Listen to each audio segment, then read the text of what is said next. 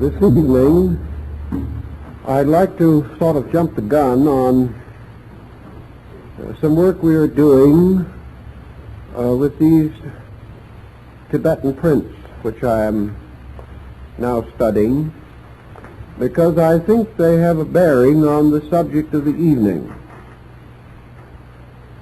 In the Kalachakra school of Northern Yogic doctrine, the heart is represented as what is called the small lotus. It is not the principal chakra of the heart or cardiac area, but a small flower of 8 petals concealed within the very center of the heart focus itself. Now, of course, the lotus with 8 petals has become so intimately associated with Buddhism that we have only to recall that nearly always the deities of the Northern school especially are represented as seated or standing upon lotus blossoms. This 8-spoked or 8-petaled lotus of the heart is, of course, also reminiscent of the noble 8-fold path, or the mysterious wheel of 8 spokes.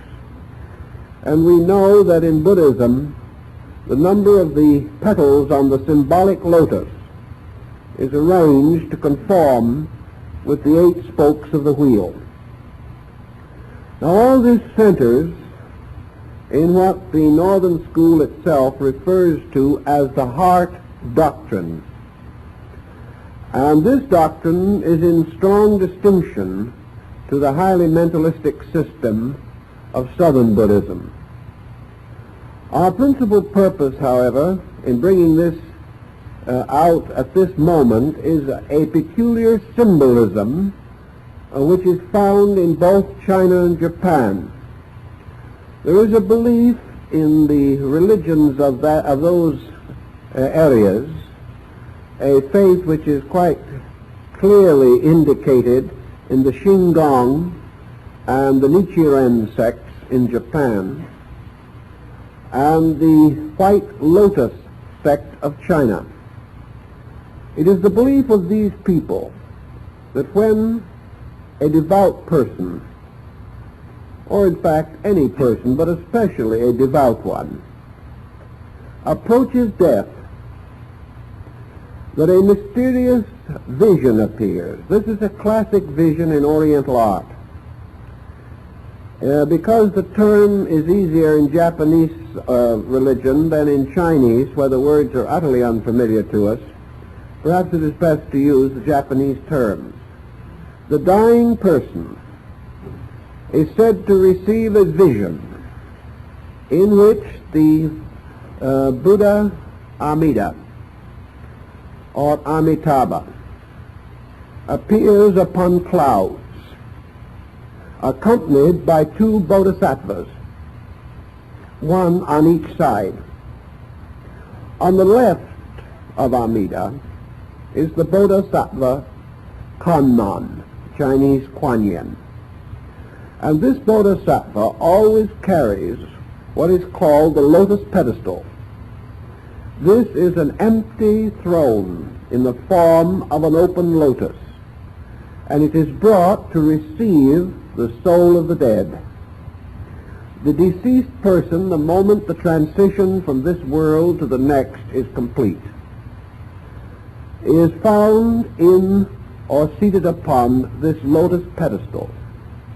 If the soul is that of a person of no solid spiritual attainment, it is said that as soon as the soul is seated there, the petals of the lotus close around it, so that it is concealed as in the heart of the lotus, as in a kind of lotus womb. In this bud-shaped form, it is transported to the Western paradise.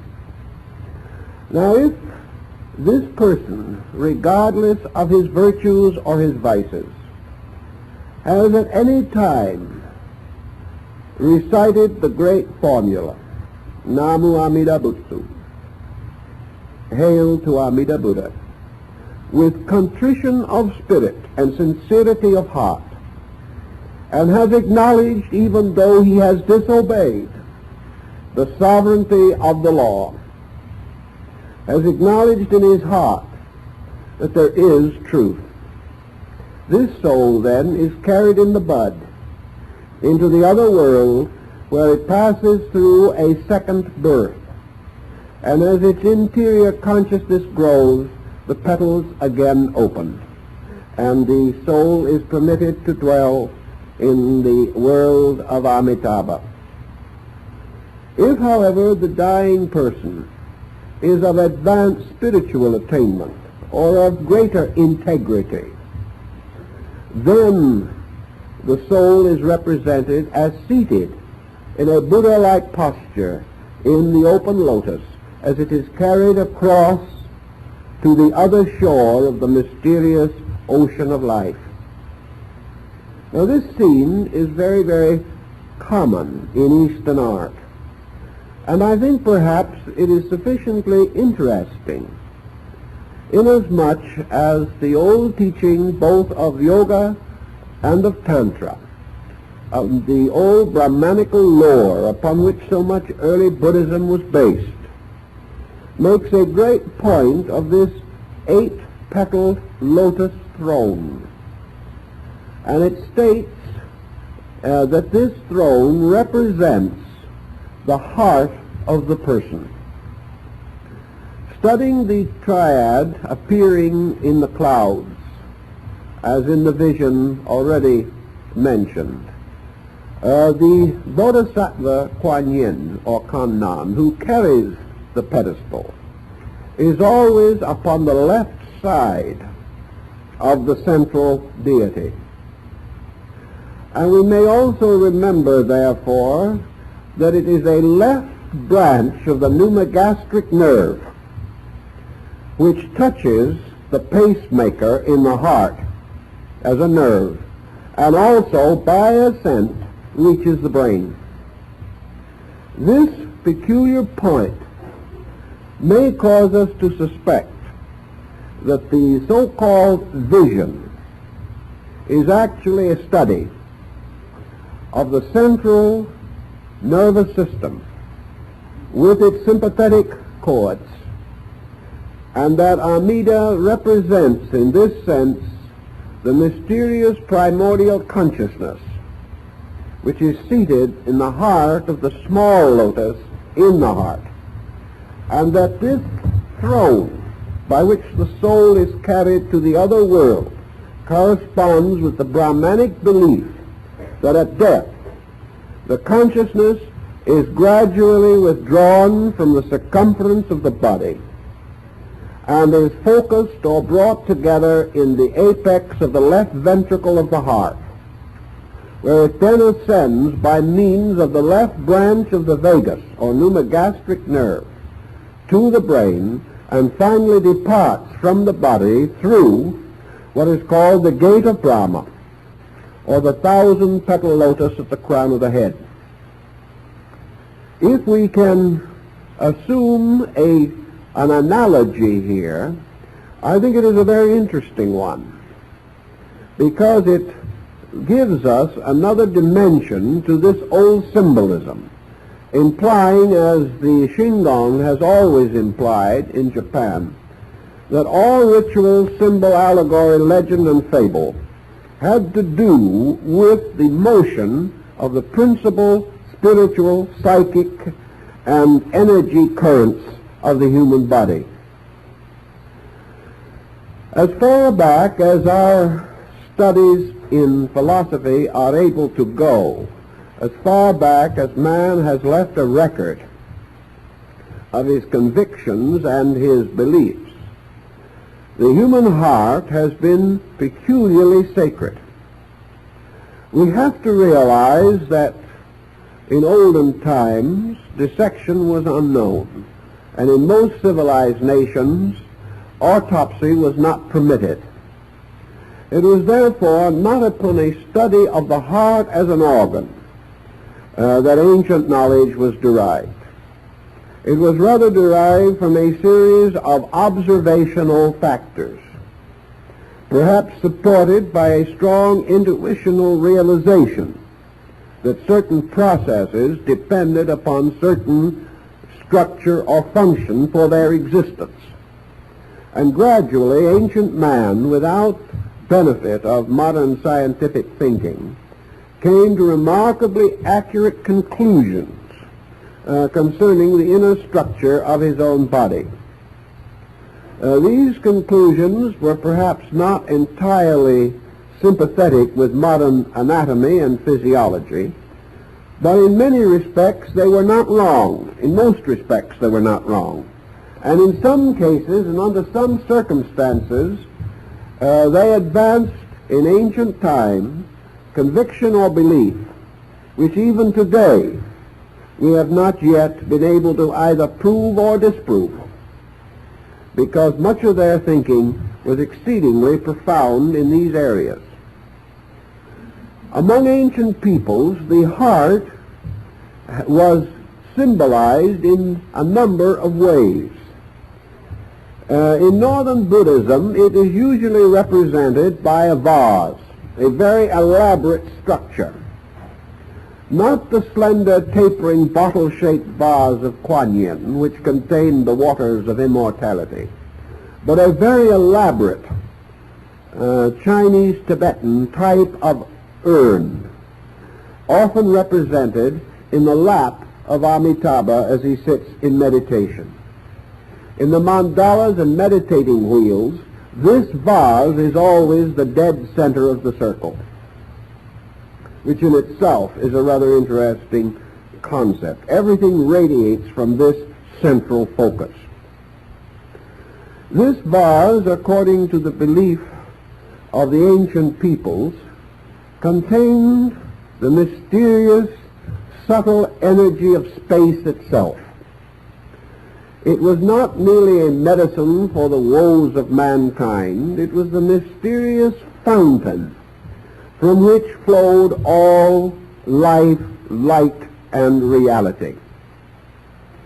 The Egyptians came very close to the same symbolism, for in their manuscripts, particularly the papyri relating to the mortuary ceremonies, the heart is represented as a kind of jar, sometimes with a handle, sometimes without, but nearly always ornamented upon one side by designs symbolizing a human ear.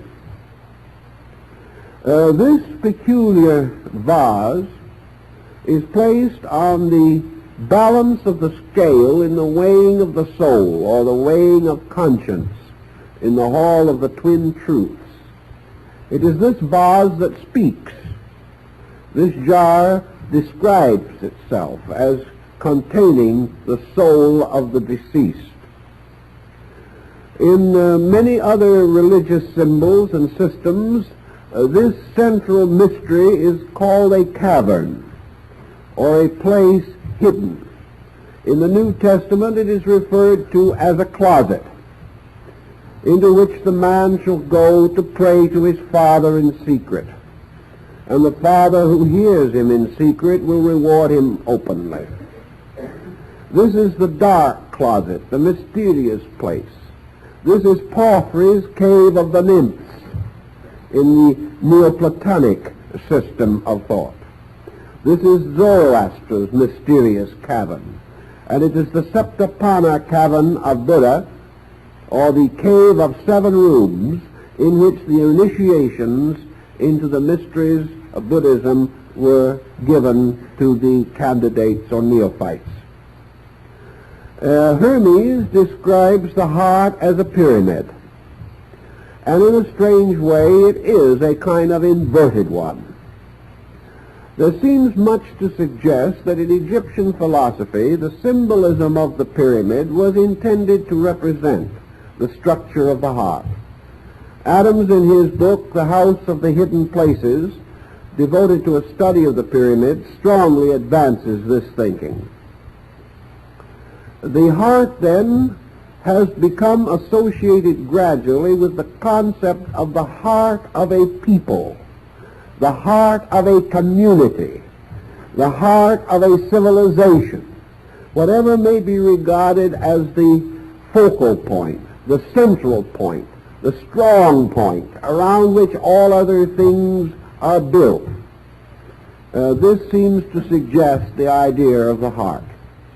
If you have visited the countless cathedral towns and villages of Europe, you will see the little cluster of buildings, the town, surrounding the soaring heights of the church or the cathedral.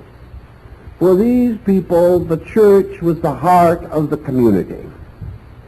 And wherever the ecclesia appears in relationship to the congregation, it is the heart. Entering into the church is entering into the heart symbolically. The heart represents, therefore, the cultural center, the life center, and is associated with all of the essential functions of a people. In our way of life, the same is essentially true, but by our various attitudes, we place different structures in the center of our ways of life to indicate our essential sense of value. To some persons, the home is his heart. To others, business may be the heart. But that which is most cherished, held to be most dear or most valuable, or regarded as the source of the inspiration to good or achievement, or as a symbol of final security against all the problems and mysteries of life. This type of concept is associated with the heart idea. Also, we know that to the Chinese and other Asiatic peoples, certain beliefs were the heart of the matter. Certain doctrines were regarded as more essential than others.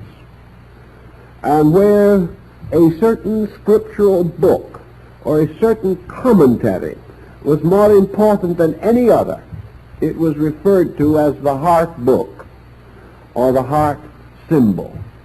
The Egyptians, in mummifying their dead, removed certain vital organs from the body before mummification and variously mummified them separately in jars which were placed under the couch of death. The heart, however, was not removed. The heart, therefore, seemed to represent a kind of tabernacle. It was something too sacred to be taken. In the ancient astral theology of many peoples, the heart became a sun or solar system symbol. It was consequent to assume that what the heart is to man, the sun is to the world. Therefore, as the sun became the radiant center which supported the planets and all the life upon them, so the heart was the radiant center that supplied the life and energy of the body. The analogies can go on almost indefinitely, but they are not our primary purpose, so that I think perhaps we can assume you will read the section and find more of them for yourself. The next point that I think is very significant to us is the fact that the heart is actually only a muscle. The heart in itself can no more bestow life than the brain can bestow thought. Just as the brain is merely a structure, so the heart is merely one of the vital organs of the body, the most vital. Yet in itself, we cannot assume or regard it as the source of the fact of aliveness. Of the heart, a certain point is particularly associated It is called the pacemaker, and apparently is that area in the heart which is the origin of the pulse. And it is this pulsing of the heart that some mysterious and wonderful way seems to preserve the fact that we are alive. If this pulsation ceases, life ceases. In India, this pulsation is called the drum beat of Shiva. And in China, the study of the pulse, the study of the heartbeat, was carried to an extraordinary degree, further perhaps than it has ever been actually researched in the West. More and more, however, we are coming to the Chinese point of view. Paracelsus had come to it centuries ago. And this point of view is that the heartbeat is again not merely a mechanical process. It is not simply that it beats or that it stops beating.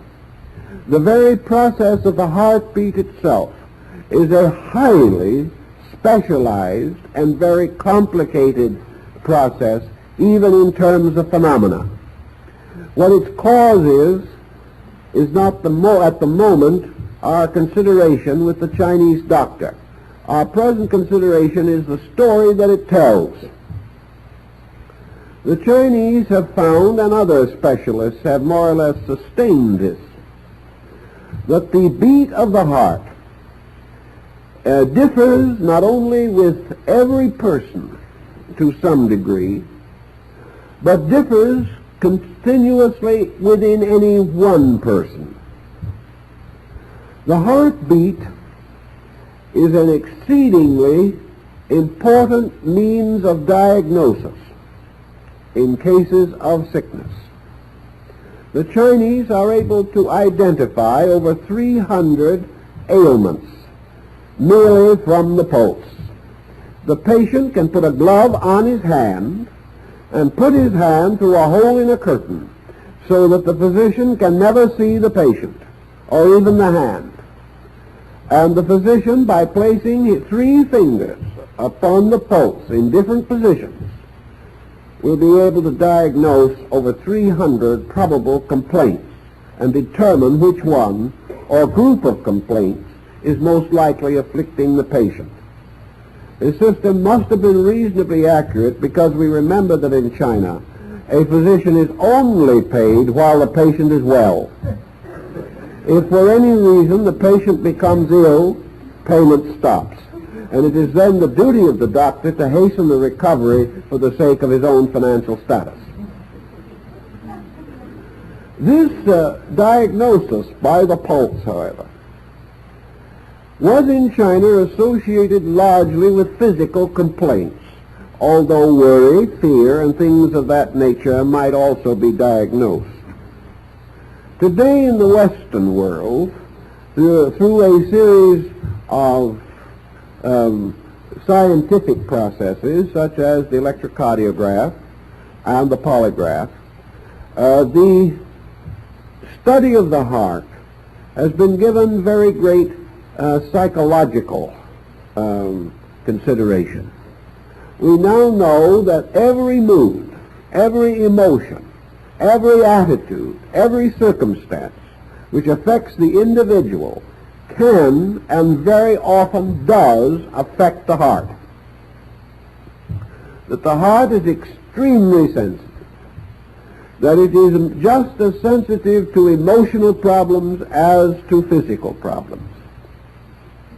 The Chinese have a circuitous way of approaching this, but perhaps they are not entirely wrong, that every physical ailment produces some kind of a psychological ailment, and that every psychological attitude will ultimately set up a series of physical circumstances. Therefore, perhaps the Chinese physician is diagnosing not the physical circumstances alone, but the psychological reflexes of these circumstances, which, in their turn, do modify the pulse rate, as we know. It is quite easy on a polygraph to detect from the heart when a man tells a lie. In other words, his heart doesn't accept the lie. His heart reveals the truth of the matter, his fears, his anxieties. The heart will frequently reveal guilt because of the agitation which arises when the mind is brought into proximity with related ideas and the person who has committed the crime begins to fear that he is being trapped into an exposure. The moment the fear comes, the polygraph detects this in the cardiac action. Thus the heart is an extremely subtle instrument, and the mere beating of it is not its whole story. Now, the heart as a muscle must have some very close tie-in with other areas of nerve reflex in order to be so immediately hypersensitive, even beyond the consciousness of the mind itself. The heart apparently is much more oriented in a realm of subconscious pressures, subconscious instincts, and not entirely on the level of mere conscious attitudes. This brings a very definite point which the Greeks began to explore, but their civilization gradually vanished away before their sciences were perfected in these matters. But later others took up this line of thought, and it is still a rather debatable issue. Does the pulse, this mysterious drumming of the gods, actually originate in the heart, or is it communicated to the heart? Is the so-called beating of the heart something innate and intrinsic in this muscle, or has it another cause? And is the circulation of the blood due to the action of the heart, or is the action of the heart due to the circulation of the blood? Now, this would present a series of problems that could easily become very confused and probably would be regarded with the gravest suspicion by men of science. Yet the fact remains that it is not at all inconceivable that the heart is what it has always been believed to be in the worlds of religion and philosophy, not a source of the vitalizing or activation of the body, but a focal point for energy of a peculiar and particular kind, which is in some way imparted to the heart, and therefore is capable of being separated from the heart by the process of death. Is the death of the body a death of energy, or a separation of energy, as in the case of thinking, where we are not at all certain that the death of the brain means inevitably the death of the intellect? Let us suppose for a moment that we recognize man not merely as a physical body as we see it, but as more accurately and more factually a kind of magnetic field. That man is really a physical body floating in a sea of magnetic energy. That this magnetic energy forms what has been termed the invisible or intangible perspiration, or perhaps may be likened to the mysterious bottle of alchemy, the retort of crystal, in which the processes of transmutation, generation, regeneration, and transformation take place. It was long held, and is still believed in Asia, that consciousness per se, as itself, is not located in the body, but that more correctly and properly the body is located within the consciousness. That consciousness is not a point but an area. This problem also confronts the student of astronomy. The question as to whether the sun is the source of its own energy. Ancient peoples did not believe that it was. They believed that what we call the solar disk is actually a shield carried on the arm of the sun god, by means of which this deity reflects invisible energy into the visible world. In the Japanese creation myth, the solar deity is feminine, the goddess of the sun, and with her is immediately associated the metal mirror of Shinto, for she is said to reflect the light of heaven upon the face of a mirror, and this mirror is the sun. The ancients used various kinds of glasses, lenses, and mirrors to collect light for the lighting of altar fires.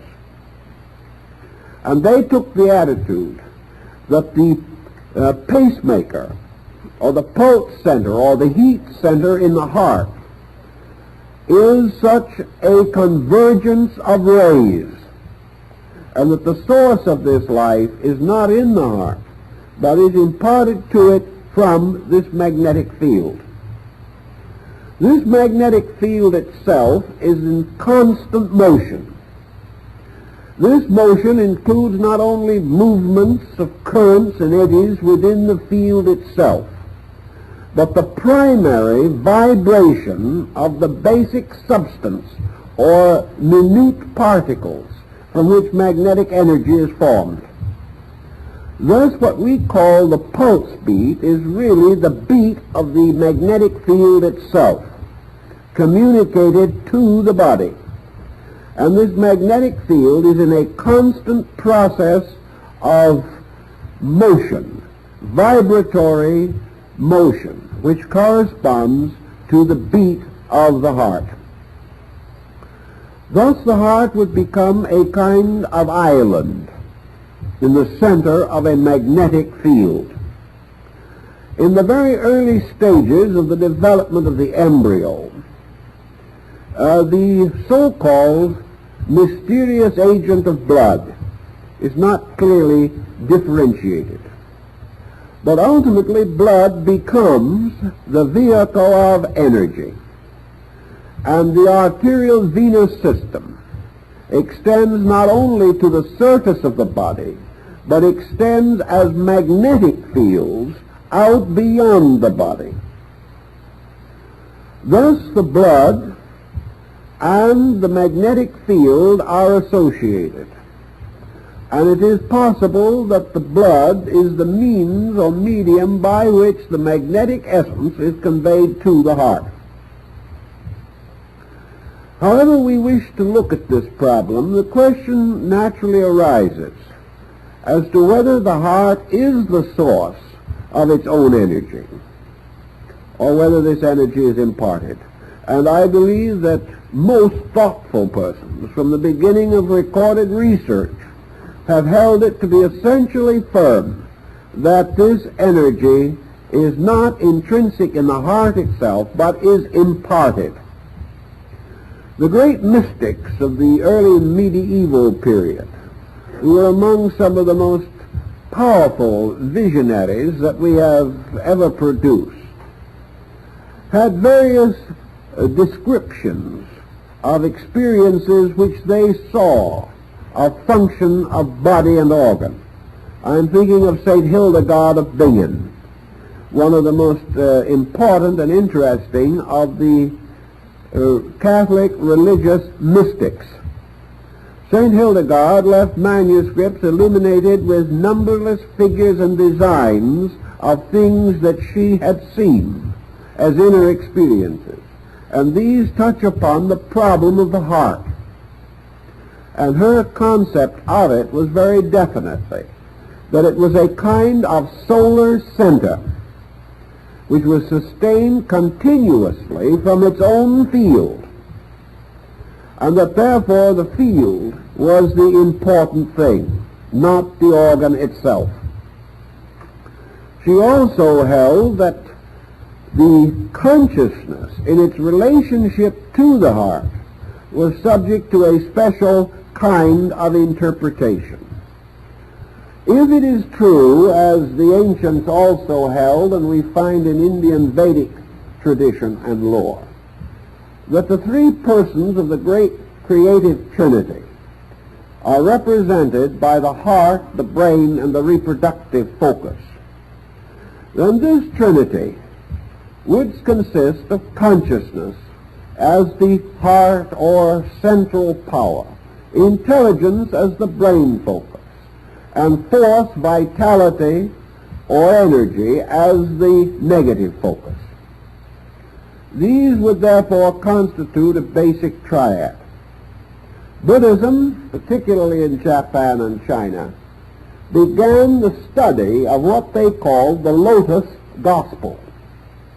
And this was the gospel of the mystery of the heart, which they finally came to recognize as probably the most important of all the mysterious sciences which man could discover, the science of the true meaning of the heart.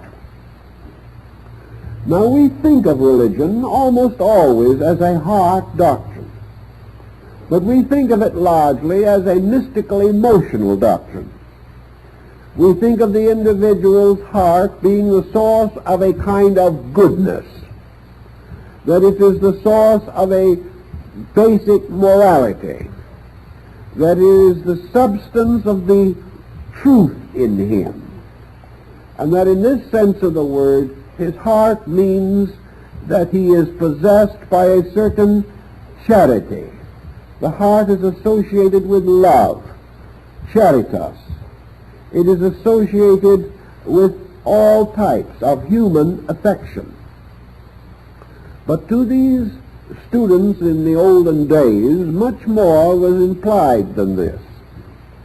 They held definitely that the focal point, which we call consciousness, was actually placed in the heart. That in a mysterious way, the structure of the heart provided it with a primary brain of its own. Therefore, that there are two kinds of brains, the mental brain and the heart brain. That the mental brain is the source of intellection.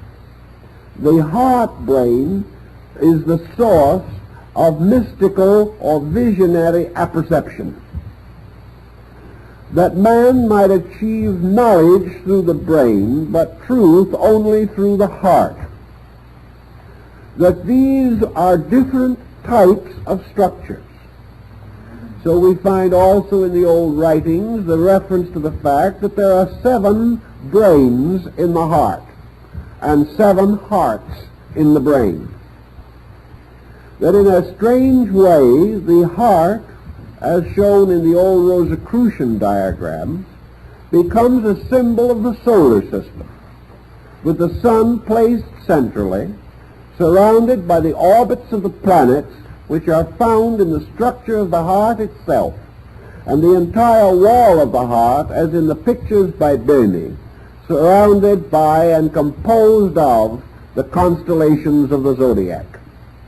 Thus the heart is a universe within man.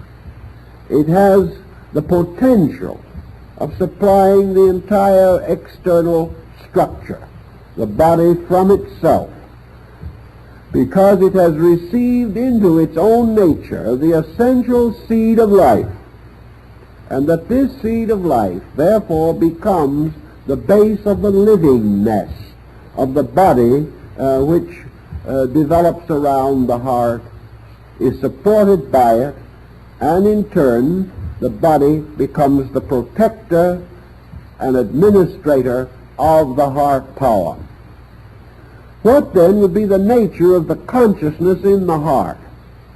Hermes, in his discourse to his son Tatian, attempts to clarify this point, but probably lived a little too soon to have some of the interesting scientific facts at his disposal.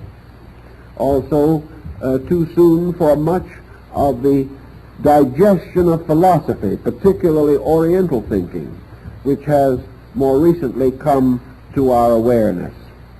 Consciousness is not to be associated with thought process. Consciousness in its own nature, therefore, is not to be penetrated. It is not to be analyzed or examined. It is merely a superior state of awareness, an awareness which seemingly still remains directed primarily toward cause and not toward effect. Therefore, the heart seems to be more aware of things invisible behind itself than of things visible in front of itself. The heart contribution, therefore, is not intellectual, rational, or reasonable in the sense of mental activity. The heart contribution is most expressed and most clearly sensed in the mysterious potential of reality that is lurking within our own natures. The Scriptures suggest that as a man thinketh in his heart, so is he. And this thinking in the heart is not conscious thinking. This thinking in the heart is God thinking man, not man thinking about God. This is spirit mysteriously manifesting through its works, and these works themselves are not capable of comprehending their own Lord and Master. So that when man enters into the heart, he enters into silence. He enters into the great quietude of Lao Tzu. He enters into that silence that came before the sounding, as Bede calls it, and that silence into which the sounding must finally return again to sleep. Thus, whatever this mysterious power that resides in the heart may be, its primary requisite is quietude. It would and must abide in peace. And the principal experience we have of the heart is the capacity for peace, which comes to us. The capacity to have so great an interior sense of reality that without intellection, without argument, without debate, without affirmation or denial, the being experiences the fact of the presence of reality. It is this experience of reality, then, this experience of not only of an existence, but an eternal and significant existence. This experience comes to man. Man then takes hold of it and intellectualizes it. But the experience, the essential conviction comes first. And this conviction is not thought. It is known by a mysterious experience within the self. Of this, then, we can say, in terms of the definition of consciousness, that in some mysterious way it is the invisible source of this sense of beingness, this sense of significant, purposed existence, which all things feel within themselves. The loss of this feeling through any circumstance or affliction or despondency of the emotions or mind can result in what is termed the broken heart. This can exist. It is a term, however, which simply represents the loss of this sense of heart value, the loss of the spirit of meaningful life within the experience of the person. Actually, to put any of this type of thinking into any kind of wording is extremely awkward. So we can only, so to say, talk around it and hope that you will catch the point which I am trying to make. Namely, that the consciousness in man contributes no ideas, no news, nothing of a tangible intellectual nature. It merely contributes this sense that we exist, this I amness of ourselves, not voiced, not rationalized, but assumed, so near to us that we do not doubt it, question it, or analyze it, but turn from it to doubt, question, and analyze all other things. It is perhaps experienced somewhat in this concept that man is incapable of the experience of death. He is unable to know what death means because he is alive. And it is a series of certainties based upon the fact that we are alive that must be basically associated with the heart system. Now, the moment this system comes into existence, man begins the elaborate process of transforming it. In the Kala Chakra concept, therefore, we remember, as I said, that there is the large chakra located, or that is the ganglia of the autonomic nervous system, located in approximately the heart region.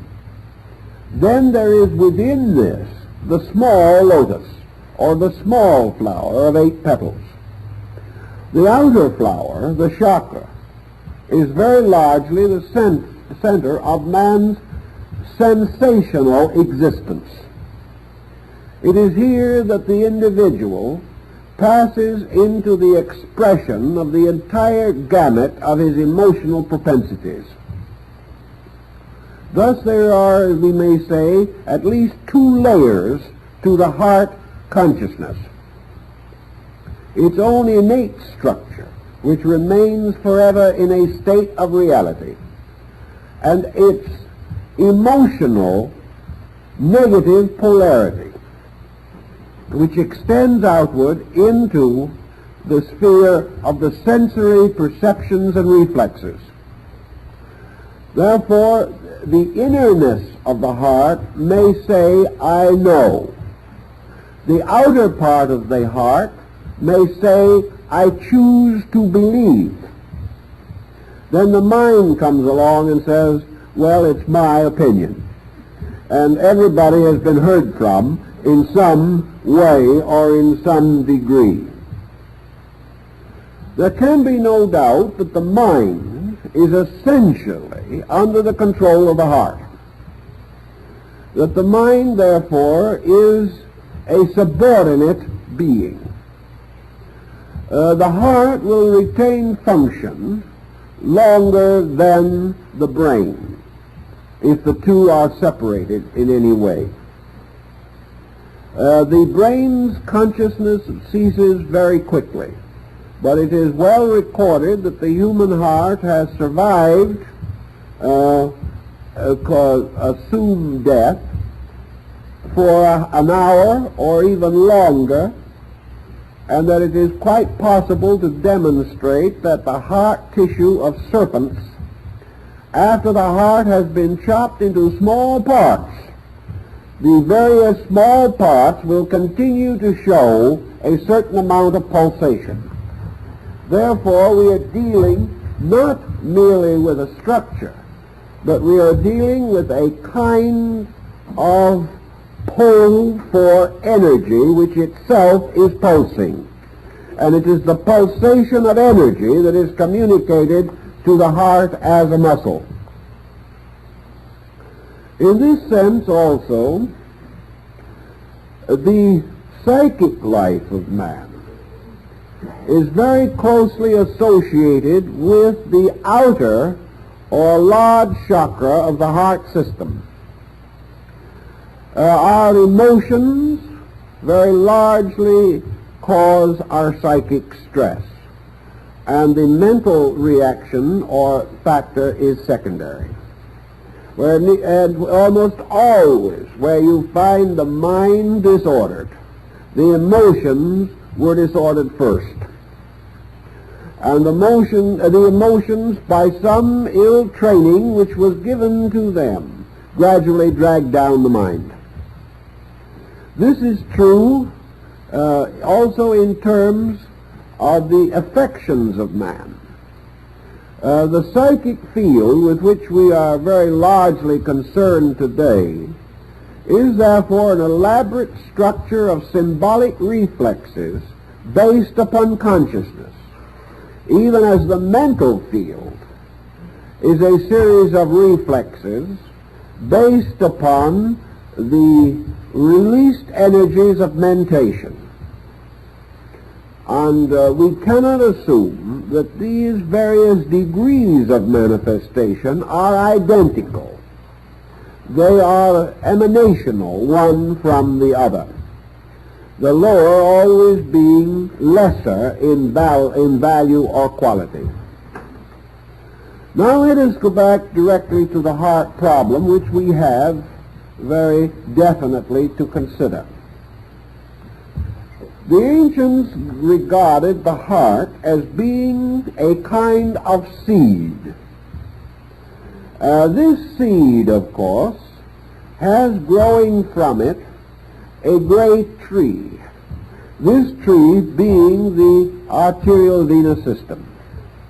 So if you lay this out diagrammatically, or make a drawing of this structure, of the arterial system rising from the major arteries, in turn rising from the heart, you come to a design that is almost exactly the design of a plant.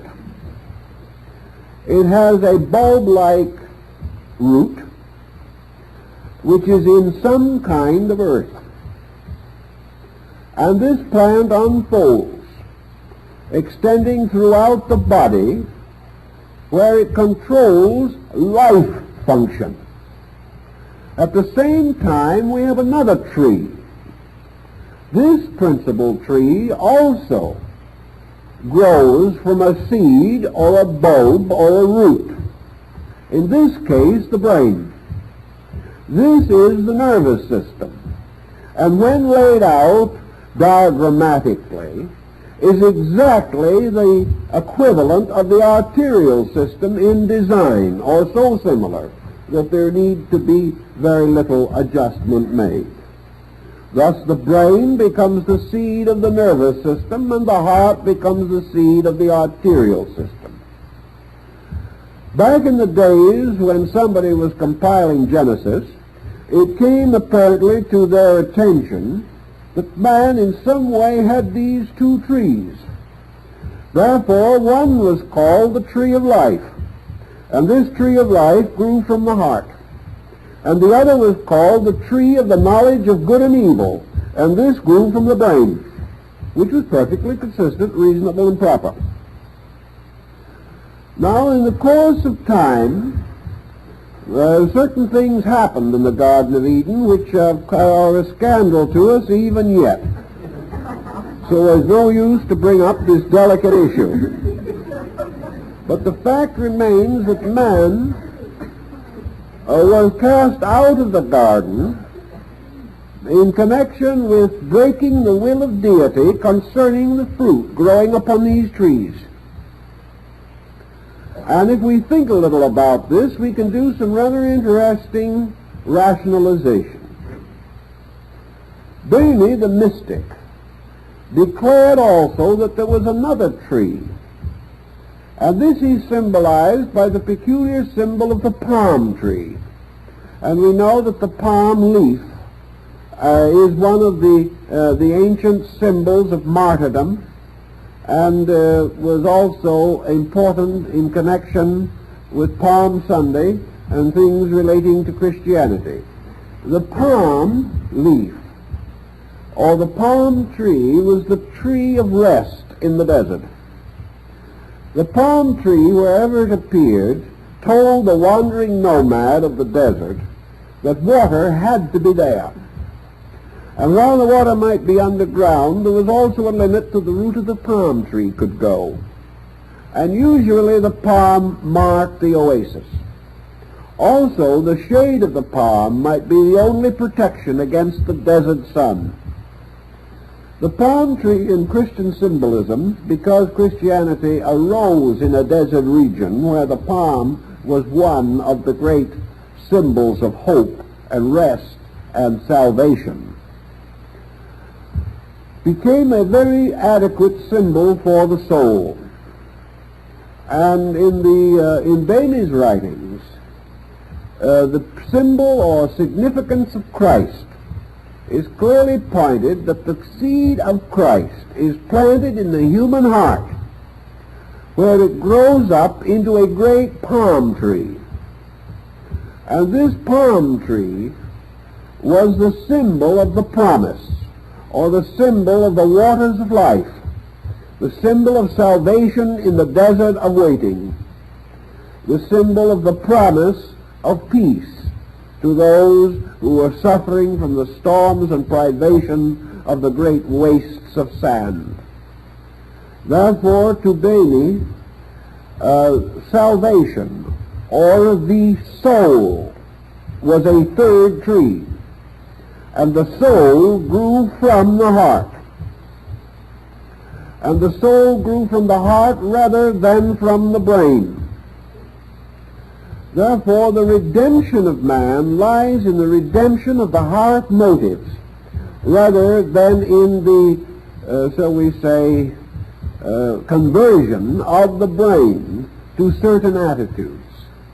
This is the point that was made in the Buddhist system, where the soul was taken to paradise if once during life it had truly, sincerely, and devoutly accepted the mystery of truth. Now, in this system also there is an interesting thing, because somewhere in space is the great lake of paradise. And in Asia, this lake of paradise is a wonderful pond, very peaceful and beautiful. And the surface of it is covered with lotus flowers. And every time a human being performs a beautiful act, a new bud is born there. And that is the bud that will later be brought to him as the throne to carry his soul to paradise.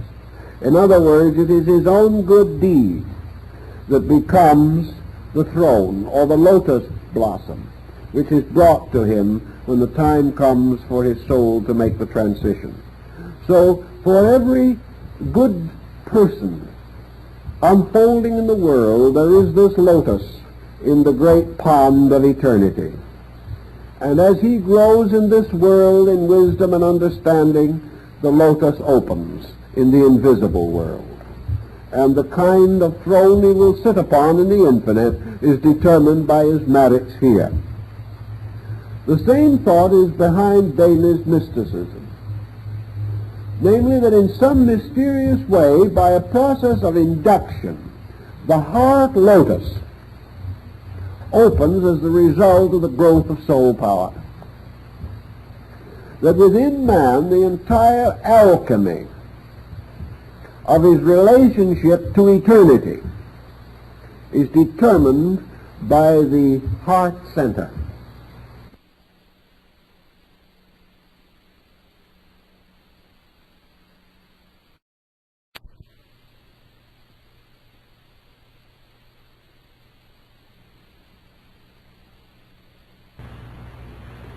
And the heart center will accept gladly help of both the mind and the hand. But the heart center is where the actual baptism, the actual mystery of the Pentecostal experience is accorded to the being or the living person. Therefore, the heart center in man represents his spirituality, his essential and real spirituality. And this heart center is where the record or the true and faithful report of his virtues, where this record begins to result in the development or growth of this archetypal soul symbol. This is a little obscure and difficult, but there's not too much you can say about some of these things, because again they can only be known by a sort of mystical experience itself. The field of the heart is called by Beni a kind of earth. And if the earth be good, then the heart is nourished by that goodness. The seed unfolds and grows, and the mystery of immortality is attained as an experience in the inner consciousness of man himself. The next point that perhaps we can do a little something with is to study a little more carefully this relationship of the heart to the body itself. We can do this by means of an analogy to the solar system. The heart in the body is surrounded by a group of organs. These organs, according to the Babylonians, Chaldeans, Greeks, Romans, practically every civilized people, have always been associated with the planets. Paracelsus makes this very definitely an assertion, namely that the organs surrounding the heart resemble the planets surrounding the sun. Consequently, the organs themselves become secondary deities. They are the secondary powers by means of which the pure life energy of the heart is distributed through the system for a certain purpose. We have three energies with which to consider, each of them, however, being a kind of specialization of basic energy. The pure energy of consciousness forms the mysterious sea of life in which all other forms of consciousness have their existence. This is the pure energy of the sun, which is totally invisible. This is the pure energy of life in all things. And the ultimate of this life is its own eternal, unconditioned fertility. Pythagoras of Samos said that every conceivable unit of life is seminal or seed-like. Therefore, that life is an eternal substance, everywhere existent, like a mysterious invisible ocean or fluid, or air, or gas, or essence, that no place can be deficient of it in any way, and that this pure life, which has no form, no appearance that we can see, no nature we can define, no direct processes that we can understand, this pure life alone is good. This pure life is the only reality that exists. This pure life in its unconditioned state is the mysterious, intangible fact by which all things exist, and without which cannot be fashioned anything that is made.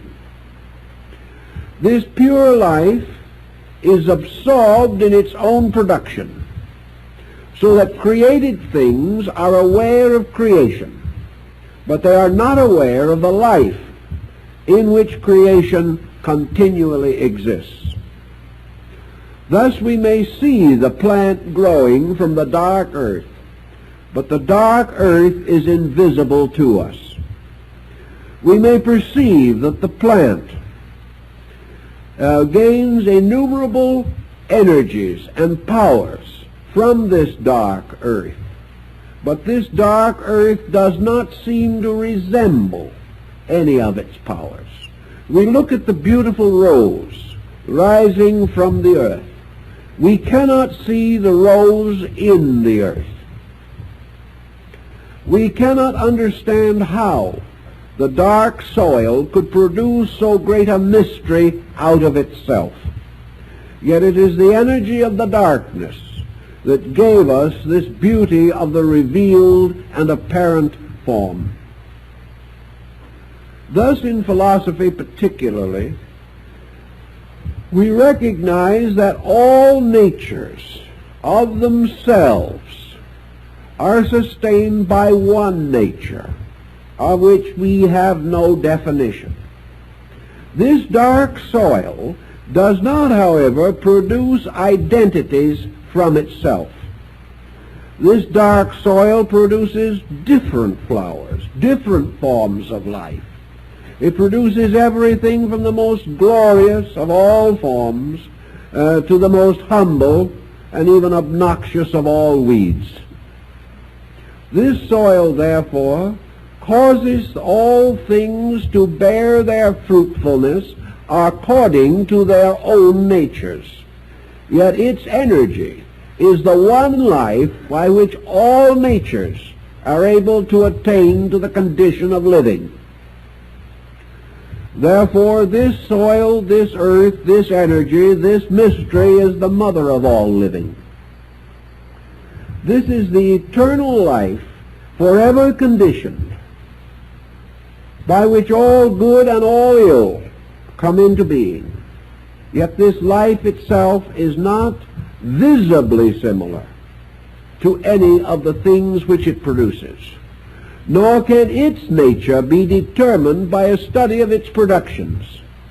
The only thing that we can finally decide is that its nature must be sufficient to sustain all production, and that this in no way shall be regarded as exhausting that nature. For it must produce all production within the sensory grasp of man, an innumerable and inevitable production which man does not understand or cannot perceive. So here we have this basic life, this basic vitality, which is brought to man as the very substance upon which his life must depend. This life becomes then the vitalizer of innumerable specialized function. And everything that exists must have a sensitized area of some nature, must have some means of drawing this life to itself, focusing this life upon itself, inasmuch as the entire growth of the particular life is dependent entirely upon it developing in and from this basic energy. It follows from this that we may liken this energy now to the dark earth, and we may liken the consciousness of a being or a creature to any one of the innumerable plants or forms of life that grow out of this earth. The oak tree and the willow tree, the pine tree and the elm, all have this common source of energy, yet each becomes what it is. but only because this energy is present. So consciousness becomes the universal symbol because it represents the only conceivable power which can be all things to all creatures.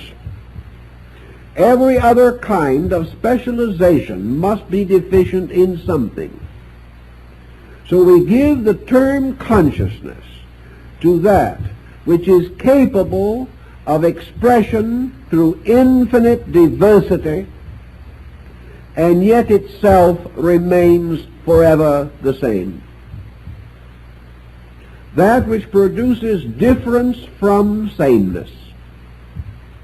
Now the reason it can do this is because through the vast vistas of consciousness, infinite orders of life are evolving. These evolving orders of life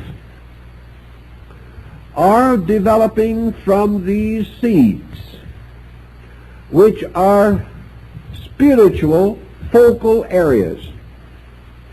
And an infinite evolution is continually specializing the units of eternal life itself.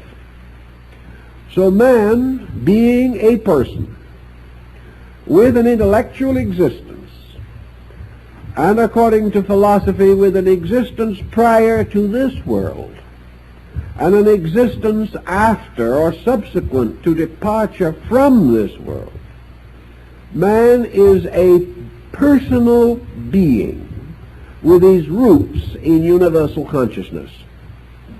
He is a personal being nourished by an impersonal principle in which he exists. Now this universal impersonal principle is everywhere. But if the particular aspects of that consciousness are in some way separated from a structure, that structure passes into a state of disintegration. Therefore, the integration of the structure depends upon the maintenance of the organization of it in relationship to its life source. If, therefore, the root of the tree is injured, the whole tree will die. And if the taproot, so to say, of man's existence is injured, then man no longer tunes in or receives the benefit of this universal life in which he exists. He is then like the proverbial sailor on the ocean, surrounded by water and with nothing to drink. This means that if the adjustment between his own structure and this universal energy is not maintained, then he is no longer supplied with this energy, but he becomes a dead thing floating in the very life that supported him. This concept was also rather well brought out by very ancient people. In order that man as a being, as a particular creature, unfolding his own composite nature, may therefore have his roots in the life which is essential to him, the heart becomes the instrument of this rooting.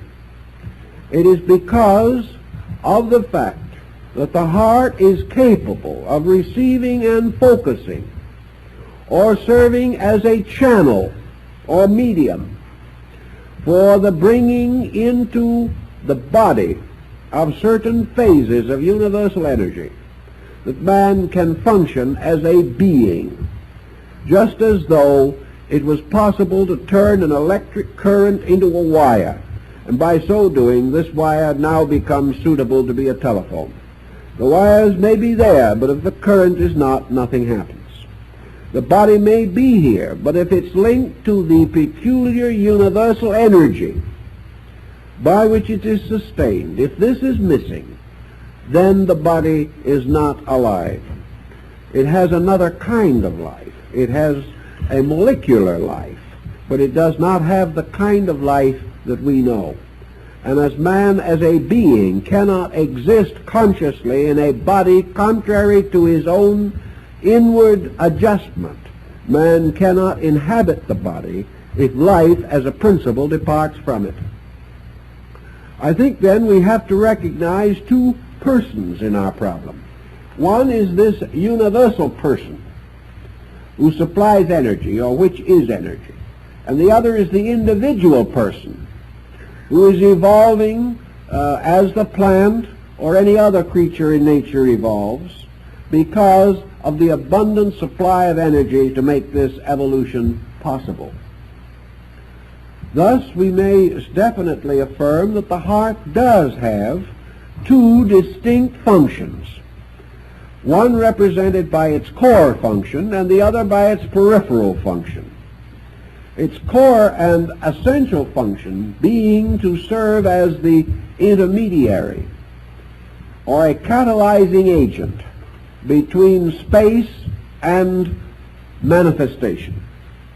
And the other is that it shall serve as a kind of throne for what we term the ego, or the consciousness of the evolving being that has moved into this environment.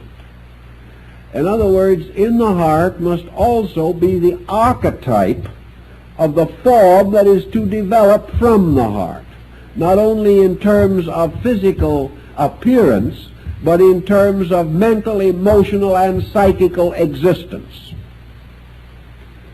Thus it would appear that Bemy is not entirely incorrect when he declared that the spirit in man, the personal spirit, which is himself, abides within the heart, that this is its holy house, and in this place the spirit itself worships at the altar of the Most High God, the Most High God being the mysterious power which is greater than itself, which is the life principle upon which it subsists. From this spirit core of individual existence, the essential state or nature of the being that is now incarnating begins the unfoldment of its own character, a process which begins at the time of quickening, a time in which the personal being, the entity, takes over the administration of the body, and then begins the process of adapting the entire mystery provided by universal life to the needs of the personal existence. Man can control a very large part of his own function, but with the exception of a few very highly specialized individuals, man cannot consciously control the beat of his own heart. If man had this as a voluntary function with his present state of evolution, he would probably forget it one of these days and drop dead. But as a result of the fact that he cannot do this, we have another symbolic situation, namely that the fact of life itself is not directly available to man. That this fact is imparted by something superior. That the beating of the heart, or the maintenance of the relationship between energy and the function of the body, is not primarily under the keeping of man himself. Man may destroy the instrument, or by a very long process of deterioration wreck the instrument. He may, by intensities of his attitudes, so condition it that it can no longer function properly. But all that man can do to the pulse beat is interfere with it. He has no power to cause it. It began when he was not conscious of his own existence. It continues frequently long after he loses consciousness of his own existence. Or it may stop suddenly. But in any event, it is not something that man himself can control. It is the one link between himself and the infinite, in which the infinite still holds all the cards, which is probably highly suitable, because man is not capable of handling this situation at his present state of growth. So every part of man's life, according to the old mystics, is under the sovereignty of his will, except the pulse. The pulse point in the heart is subject only to the motion of the infinite. Consequently, man has a continual promise, a pact or contract with the infinite, represented by the pulse beat. This is like the rainbow that appeared to Noah. It is a covenant between the infinite and man. For as long as the pulse beats, the infinite is with man. And when man, by some reason or other, separates himself from the infinite, the pulse ceases. Now, the principal cause, of course, of this separation is the gradual exhaustion of the structure of the body and its ability to continue to respond to this sensitive beat. Gradually, situations set in which the individual, by age and so forth, loses the power to control the functions of the body. And when the crystallization or the general deterioration reaches the point in which the pulse can no longer respond to the beat, the individual ceases to exist physically, not as a being but as a body. So man now finds himself standing forever in the presence of a mystery as great as that which he faces when he gazes out on a starry sky at night. He is suddenly in the midst of a vastness, and all this vastness that is not his own personal self is brought into rapport with him, and he partakes of this vastness because of the heartbeat. This is his true relationship with the infinite. Most mystics have sensed this and realized it, and have therefore turned to this mysterious altar of the heart, on which burns the mysterious flame of everlastingness. It has become one of the greatest of all symbols of the infinite, because it is in this symbolism that man sees the ever-presence of his God. And any man who is able to be still will know, because if we are very quiet, we can hear the beating of the drum of life. The old peoples all held this conviction. Out of this supply, we gain, therefore, a sense of nutrition also. Whereas the body is sustained outwardly by its participation in the great nutritional areas of human maintenance, the energy of things, so nutrition is inwardly provided by this mysterious pulse beat. But the nutrition we take in has no direct effect upon the pulse beat. The only thing it affects is the physical structure, which, if it is starved or inadequately fed, can no longer react to the beat of the heart. Or if by impoverishment of nutrition the heart muscle is impoverished to a certain degree, then it may not be able to respond and the person dies. But the nutrition does not support the heartbeat.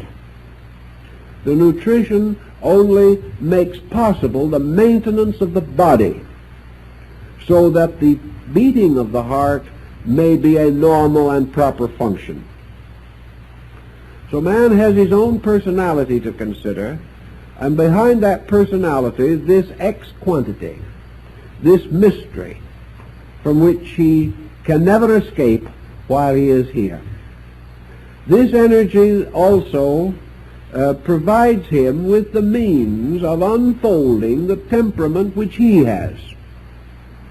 This energy, becoming specialized, supports all of the processes of his growth and attainment. In its various aspects, it becomes mental energy and physical energy. It provides the necessary psychic communion by which the entire personality is bound into one being. This one being, however, is a magnificent superstructure built over a tiny little pulse beat by which its existence and survival is measured. Everything that is dependent is less than that upon which it depends. This was an ancient oracle of wisdom. Man is completely dependent on the pulse. Therefore, the pulse must represent a link between man and something infinitely greater than man, and an infinite relationship to all beings. This pulse beat the ancients sensed or believed that they saw in the mysterious flickering of the stars. It was a symbol of this universal agitation or vibration everywhere present in nature. Once the heart situation then receives its understanding, we can perhaps liken it even more to a temple and to a shrine. We can liken it to Solomon's everlasting house, or to one of the mysterious shrines in Asia, such as the beautiful temples of the Dilwara, of the Jain sect, or the wonderful mysterious cave temples of Hyderabad, or on the island of Elephanta, or the Temple of Heaven in Peking, or one of the great mosques of the Muslim world, such as the Jumma Masjid at Delhi in India. All of these buildings become now symbols of the heart, for to them men turn to commune with a spirit, a power. In ancient times, this power was in the form of a flame, guarded forever upon an altar in the adytum of the temple. This flame was guarded by the priests and vestals, and was never permitted to go out, for it was the symbol of the eternal covenant between God and man. The flame itself flickered like the pulse. It was a mysterious livingness. Fire was an element that seemed as mysterious as life itself, and was anciently identified with life. The person becomes the high priest of this sanctuary, and man as a being, as an ego, as a personality, an individuality, was anciently regarded as being permitted by purification and by rites of regeneration and repentance to finally enter into the sanctum of the temple, and there to bow before the mystery of the eternal flame, which is the pulse. And in this he prayed, or became possessed by the spirit of a great veneration. And this became the very process of mystical enlightenment. And in every part of the world it was assumed that the mystic, seeking truth, always sought it by entering into his own heart. This was his secret house. This was his temple, his shrine, his palace. This was the place where God came and dwelt with men. And the sanctification of a temple and the rites still used in the sanctifying of a church are based upon all these ancient convictions. Once having come into the living mystery of this, it was assumed that the heart then became the basis of a mysterious direction of the septenary of man's psycho-emotional life. In other words, the heart, having been established as the sanctuary, the individual then, having dedicated this sanctuary to the one living God, setting it aside as a holy place unto the Most High, then proceeded to go forth as the initiate or adept being in the service of this consciousness and in the glorification of it. In the mysteries of the Holy Grail, this mysterious heart symbol was the San Grail, which also, of course, in some of the older legends was the Sangre Real, the mysterious cup that carried the blood of the king.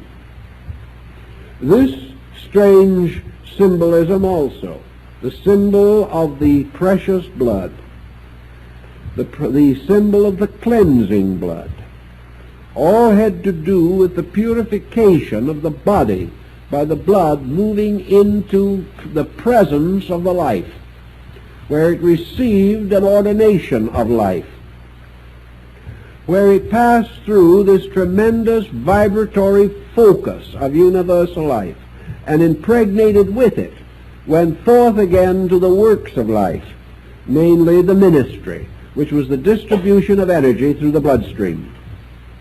The heart was therefore the one sacred symbol, the symbol of the entire integration of the universe around a spiritual principle. This principle being known particularly as the heart power. Now, ancient man became more or less of the understanding that the heart power represented a kind of divine fact. Akhenaton, the great Egyptian mystic, seems to have sensed this long before most other civilized human beings had attained to this concept. Namely, that this mysterious heart power, the life, the true life, was of itself life-giving, but that man was life-destroying. That this life, therefore, came forth, having been born in a manger, and this again is only a symbol of the heart itself, because in the ancient times the inn, or the place of rest, was also called the heart. This symbol was to the effect that man, by deviating from the laws of this heart principle, gradually destroyed his religion. He had to perform a sacrilegious act. And the sacrilegious act, the final, unforgivable sin, that ill which could never be forgiven, was the sin of letting the fire go out. Death. And this fire had to go out for some reason. Now, this does not mean that the ancient immediately conceived physical immortality. He knew the true meaning of sin, which is not evil, but to fall short, inadequacy. But he did realize that when the individual in any way perverted the power of this energy so that it turned and became an enemy of itself, that he was committing a very great and terrible sacrilegious act. So Akhenaton gave us this realization that those who have become aware of the matchless altar of the heart and who have stood or knelt in the presence of the flame have become its servants, and therefore that they must gradually bring the entire unit of life existence into harmony with the laws of the flame. For this flame will either illumine or it will consume. And this mysterious heat power of the pulse will either bring light or combustion, according to the nature of the material which serves as its fuel or serves as its focal substance in this world. Thus this light on life is forever burning out or removing corruption.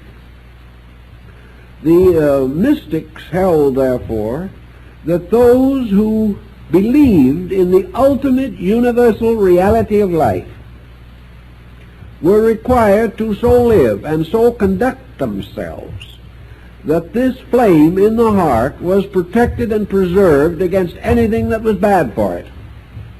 And anything that was bad for it would ultimately break up the focal point and cause the fire to go out.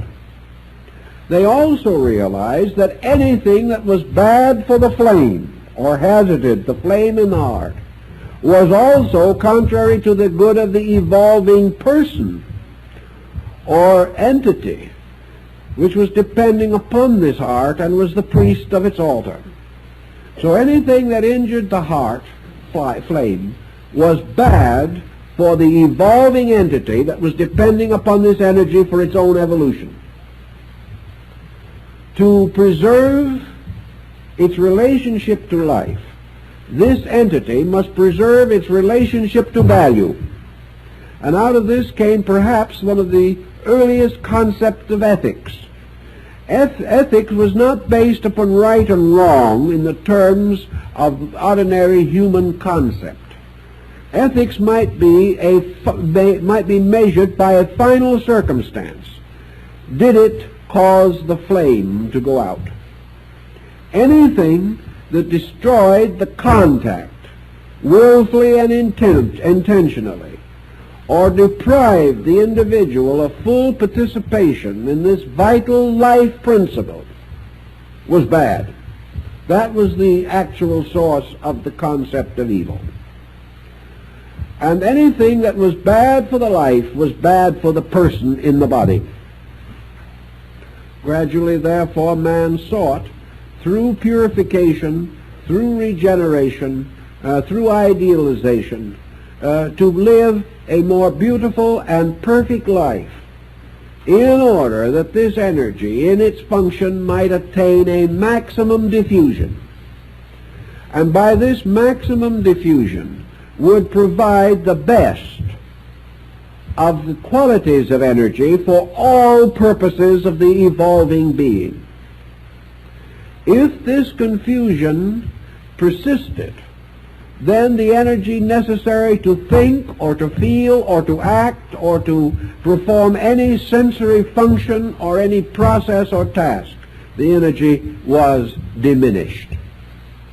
And it was discovered in early times that any evil that man performed struck directly at the heart, and that therefore it affected the pulse point, or the pulse beat, the pacemaker.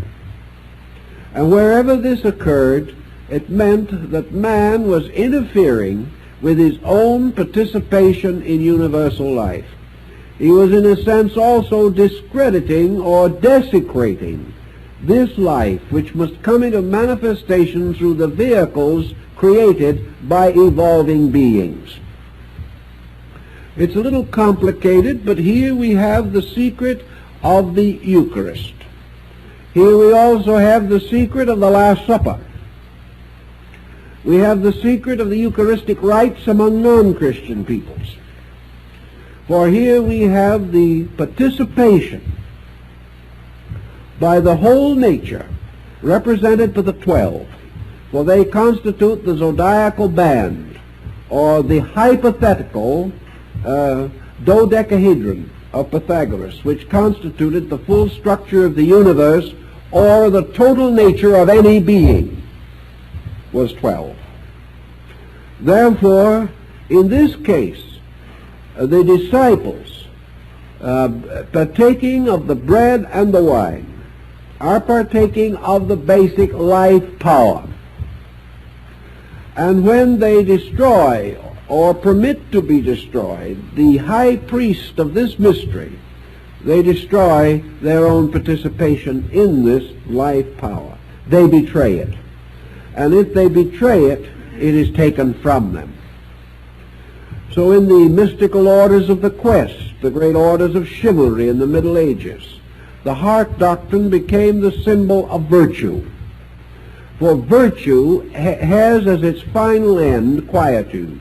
And quietude means the free power of the pulse beat to maintain its rhythms and to function ever more perfectly, because the heart muscle is not made toxic by the psychic and psychological pressures of the individual.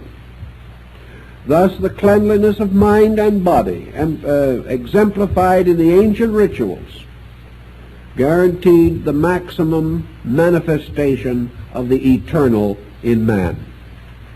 Now, the ancients philosophized on this quite extensively. They pointed out that the heart dweller, by which they meant essentially now this energy, was never a moralizer in itself. It never told anybody what to do, but it revealed that if they did certain things, it hurt. There is no dogmatism. There is simply law and the breaking of law. Not by covenant or code as we understand it, or by legislation, but simply by the fact that there are rules in space governing the distribution of energy. If these rules are broken, the energy fails the individual who breaks the rules, because he has primarily failed the energy. All of this centers in the heart concept, and it was gradually recognized that the heart, under certain conditions, could also become a more joyous, a more ample and suitable place. Just as from the first rude stone monuments and runic pillars of old time, there have gradually developed the beautiful churches and chapels that we know today. Men's places of worship were once rude altars in the wilderness. Today, they are magnificent in appearance, if only the true inner mystery of them could be more fully understood. But the heart becoming this nobler mansion that we are continuously building, we know that by certain definite processes we may bring greater vibratory adjustment to the heart. We know that every cell in the body changes gradually over a period of years, that new orders of life come into being in our bodies every few minutes. If, therefore, through certain processes, constructively and devoutly adhered to, through these processes, the heart is strengthened. The heart structure is refined and improved by intent rather than by the simple processes of growth. And nearly all the processes which make for the happiness of the heart are processes of kindliness, friendliness, charity, and goodness. That with these faculties, with these factors, the heart itself relaxes and becomes peaceful and becomes instinctively more immediately responsive to this pulse beat that is constantly continuing there. Now let us assume for a moment that we have followed this line of thought. We have seen the invisible power represented by the altar with the flame. We have seen the hierophant of this mystery, the human ego, the high priest of this mystery cult, man as a being focused in the temple of his heart. We know that man only under certain conditions is permitted to enter into the presence of the Most High. These conditions being those of disciplined meditation, and the most highly evolved, specialized doctrines of the wisdom religion. Also, we realize that the time naturally comes when, as the Muslim says, each man must unwind his own shroud. Here, of course, you all remember the Muslim wears a white cloth twisted around his head called a turban. This is his shroud. He wears it all his life, and he will be wrapped in it when he dies. So as one Muslim mystic says in one of his stories, he knew his time was coming because his heart was whispering goodbye. It was a very poetic thought, but this is the concept underlying it all. The time comes when the body is no longer suitable to maintain the needs of the being. The being is not yet wise enough and strong enough to preserve this body. Someday, perhaps it can do so for an indefinite period of time, but the whole way of life will have to change. So the time comes when the pulse archetype tells us that energy is going to move away. Psychologically, we seem to be aware of this, and here again the direct awareness seems to arise from the actual agitation of the pulse itself, long before it actually ceases. Man becomes some way mysteriously aware that the transition is to occur. He hears the voice saying farewell. In this time, finally, the energy fields, gradually depleted, are no longer able to sustain the being that is now dwelling in this vitalized area. So the being, possessing its faculties and its septenaries of powers, then begins to draw into itself as the ego or personal integration center, draw in all of its sub-department heads, its managers and its clerks and its superintendents, and even a few office boys, which are fast vanishing. They are now called vice presidents. And in this situation, the heart gradually gathers into itself all of these elements until finally they have come to be one unit, and the ego has enfolded back into itself again. In a sense, this lotus flower of the entity has closed mysteriously, like the lotus itself closes at night in the darkness of death. By this time, the pattern is becoming very definite within the nature. It has become obvious that this separation must take place. Then the process begins, which in a simple physiological way is simply this retiral up the mysterious left branch of the vagus, in which, having finally gathered its own powers, the ego, the incarnating being, moves out because it has found that it can no longer function adequately. It can no longer be itself, so it must depart, as Socrates himself predicted. So it goes up through the vagus, finally enters the great central hall of the brain, where incidentally the judgment of the soul takes place, in the great mysterious twin pillared hall of truth. And finally ascends through the 1,000-petal lotus, the Brahmarandra, and goes out through the crown of the head and returns to the decarnate state which it previously occupied. In other words, it retires from objectivity to subjectivity. This does not necessarily mean, however, that the old energy, the pulse maker, has ceased. This universal life may still be there. And we know many instances, and we constantly come across them, where a person is medically and scientifically alive, but unable to function, unable to even be conscious, but may drift along for a little while in a state of deep coma.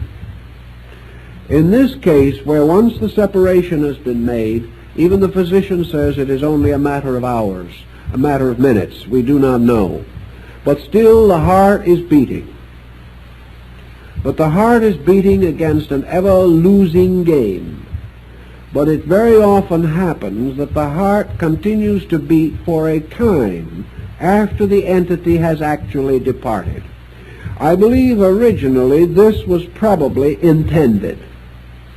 But in the course of ages, the situation has become so complicated by artificial circumstances that nature's essential pattern is now difficult to discern. I think nature intended the heart to continue to beat until certain psychological experiences had been accomplished by the entity in dissociation. But now that is not always the case. But in any event, theoretically, the heart slowly flutters down, and the altar flame on the heart goes out.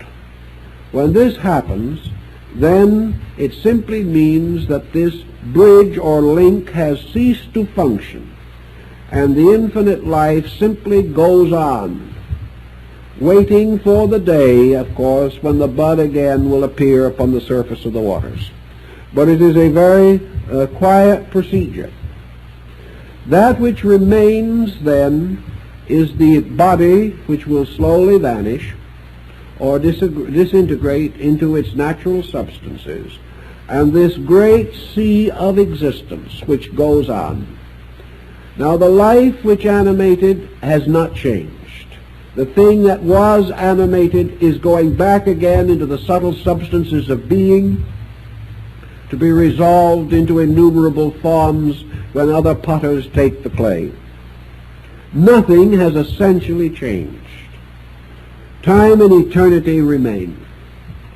But it is this mysterious life that continues unchanged, due to, regardless of the changes of form and circumstance, that Buddha used as the final symbol of his nirvana. His nirvana was this life itself, this eternal allness, to which everything must turn, upon which everything must depend, the mysterious real axis of the wheel of illusion. So that finally there is only this life principle animating all things, bestowing upon them the mystery of their own existence, ultimately resolving their existence back into itself again, and remaining in the end the only thing that is. This is the existence in itself, and the altar of the heart is its manifestation in man, a manifestation of which it may be truly said, the Lord giveth, and the Lord taketh away. The Lord brings the flame, the Lord takes the flame. And we can slur it a little and say law for Lord. And we shall have the same essential principle, that this is the power that the infinite bestows of its own infiniteness, and which it returns again to itself by its own means. And man's heart stands as the symbol of this before the world of generations in which he exists. Time's up.